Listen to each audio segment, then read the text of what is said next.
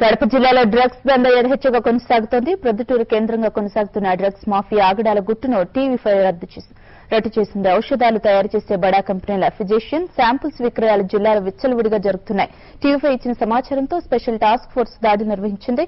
2 గోడౌన్లను seize చేసి పెద్ద ఎత్తున ఫిజిషియన్ శాంపుల్స్ ను స్వాధీనం చేసుకుంది.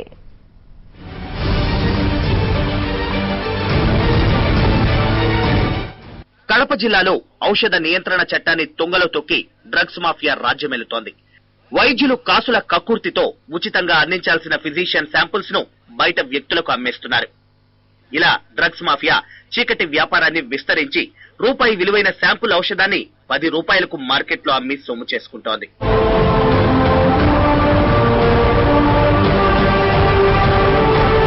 ఈ దందాను పసిగట్టిన టీవీ5 అక్రమ నిల్వలపై ఆరా తీసి గోడౌన్లను గుర్తించింది.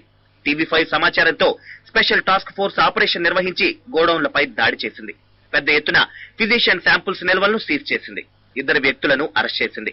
డ్రగ్స్ కంట్రోల్ అధికారులు తదుపరి విచారణ కొనసాగించనున్నారు.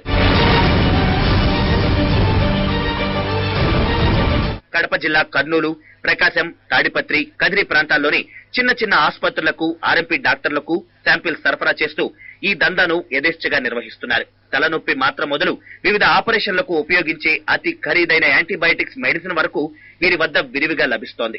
ఎవరికీ ఈ దందాపై అనుమానం రాకుండా ప్రొద్దుటూరు శివారు ప్రాంతమైన శ్రీరామ్ నగర్ లో 2 ప్రైవేట్ ఇళ్లను అద్దెకు తీసుకుని గోదాములుగా మార్చేశారు.